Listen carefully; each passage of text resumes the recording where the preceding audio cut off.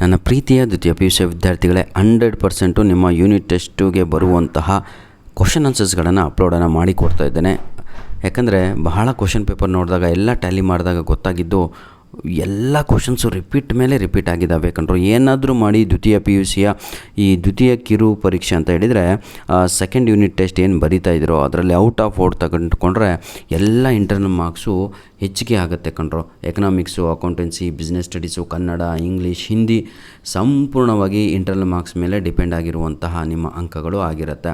ನೋಡಿ, ಅರ್ಥಶಾಸ್ತ್ರ ಬನ್ನಿ ಈಗ ನಾವು ಒಂದೊಂದಾಗಿ ನೋಡ್ತಾ ಹೋಗೋಣ ವಿದ್ಯಾರ್ಥಿಗಳೇ. ಸರಿಯಾದ ಉತ್ತರವನ್ನು ಆರಿಸಿ ಬರೆಯಿರಿ. NNP = GNP ಮೈನಸ್ ಡ್ಯಾಶ್ ಅಂತ ಇದೆ.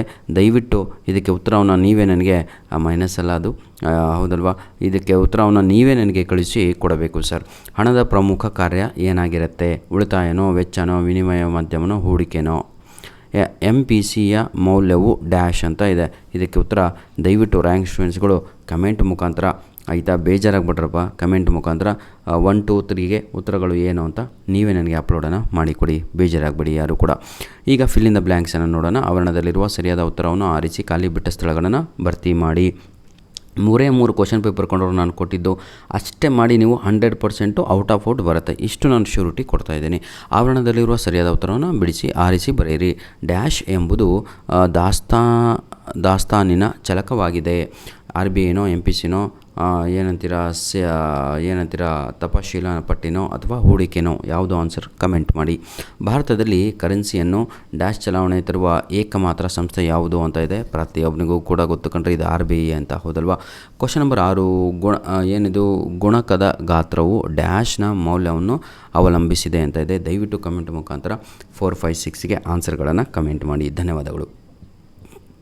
ಹೊಂದಿಸಿ ಬರೆಯಿರಿ ಅನ್ನು ನೋಡೋಣ ನಾವು ಈಗ, ಹೌದಲ್ವಾ. ಗೃಹ ಕೃತ್ಯ ಅಂತ ಇದೆ ಇದಕ್ಕೆ, ಹಾಗೂ SLR ಇದೆ, ಉಳಿತಾಯ ಇದೆ. ಇದಕ್ಕೆ ರೈಟ್ ಆನ್ಸರ್ಸ್ಗಳನ್ನು ಕಮೆಂಟ್ ಮಾಡ್ರಪ್ಪ, ಬೇಜಾರಾಗಬೇಡಿ. ಬನ್ನಿ ಈಗ 1 ಅಂಕದ ಪ್ರಶ್ನೆಗಳನ್ನು ನೋಡೋಣ. CPIಯನ್ನು ವಿಸ್ತರಿಸಿ ಅಂತ ಇದೆ. ಬ್ಯಾಂಕ್ನ ದರ ಎಂದರೇನು ಅಂತ ಕೂಡ ಕೊಡಲಾಗಿದೆ. ಹಾಗೂ ಈಗ ಪಾರ್ಟ್ ಬಿನಲ್ಲಿ ನಾವು 2 ಅಂಕದ ಪ್ರಶ್ನೆಗಳನ್ನು ನೋಡ್ಬೋದು. 2 ಅಂಕ ಅಲ್ವಾ? ಹೌದು. 3 2 6, ಯಾವುದಾದ್ರೂ 3ಕ್ಕೆ ಉತ್ತರವನ್ನು ಬರೀಬೇಕು ತಾವುಗಳು. ಕಾಣ್ತಾ ಇದೆ ಅಂದ್ಕೊಂಡಿದ್ದೀನಿ ಕ್ಲಿಯರಾಗಿ. 4 ಉತ್ಪಾದಾಂಗಗಳ ಯಾವುವು? ಅವುಗಳ ಪ್ರತಿಫಲಕಗಳನ್ನು ತಿಳಿಸಿ. GDP ರಾಷ್ಟ್ರೀಯ ವರಮಾನ ಮಾಪನದ 3 ವಿಧಗಳನ್ನು ತಿಳಿಸಿ. ಹಣದ ಬೇಡಿಕೆಯ 2 ಉದ್ದೇಶಗಳನ್ನು ತಿಳಿಸಿರಿ. ಹೆಚ್ಚುವರಿ ಬೇಡಿಕೆ ಮತ್ತು ಕೊರತೆಯ ಬೇಡಿಕೆಗಳನ್ನು ಅರ್ಥವನ್ನು ಬರೆಯಿರಿ. ಹೂಡಿಕೆ ಗುಣಕದ ಅರ್ಥವನ್ನು ನೀಡಿ ಮತ್ತು ಅದರ ಸೂತ್ರವನ್ನು ಬರೆಯಿರಿ. ವಿದ್ಯಾರ್ಥಿಗಳೇ, ಈ ವಿಡಿಯೋದ ಡಿಸ್ಕ್ರಿಪ್ಷನ್ ಬಾಕ್ಸಲ್ಲಿ ಇನ್ನು ಉಳಿದ 2 ಪ್ರಶ್ನೆ ಪತ್ರಿಕೆಗಳ ಲಿಂಕ್ಸ್ಗಳನ್ನು ನೀಡ್ತೇನೆ. ಈ 3 ಸಾಕು ಸರ್, 100% ಔಟ್ ಆಫ್ ಔಟ್ ಎಕ್ಸಾಮಲ್ಲಿ ನೀವು ತೆಗಿತೀರ, ಅಷ್ಟು ಕಾನ್ಫಿಡೆನ್ಸ್ ಲೆವೆಲಲ್ಲಿ ನಾನು ಹೇಳ್ತಾ ಇದ್ದೀನಿ. ದಯವಿಟ್ಟು ಹಾರ್ಡ್ ವರ್ಕ್ ಮಾಡಿ. ಎಕ್ಸಾಮ್ ಇನ್ನೇನು ಒಂದು ಬಹಳ ಅಂದರೆ ಬಹಳ ಹತ್ರ ಇದೆ ಸರ್, ಆಯಿತಾ.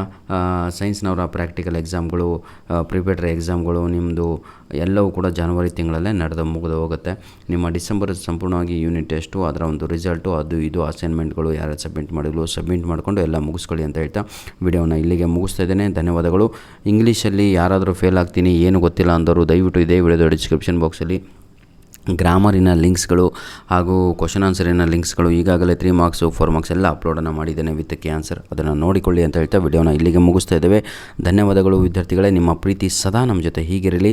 ದಯವಿಟ್ಟು ನಿಮ್ಮ ಒಂದು ಏನಂತೀರ ಎಕ್ಸಾಮ್ ಆದ ತಕ್ಷಣ ನಮ್ಮ ಇದು ಮೇಲ್ ID ALLINONE1PDF99@gmail.com ಅಂತ ಈ ಒಂದು ಮೇಲ್ IDಗೆ ನಿಮ್ಮ ಪ್ರಶ್ನೆ ಪತ್ರಿಕೆಗಳನ್ನು ಕಳಿಸಿ ಕೊಡ್ತೀರಾ ಅಂತ ಭರವಸೆಯೊಂದಿಗೆ ಈ ವಿಡಿಯೋವನ್ನು ಮುಗಿಸ್ತಾ ಇದ್ದೇನೆ. ಧನ್ಯವಾದಗಳು.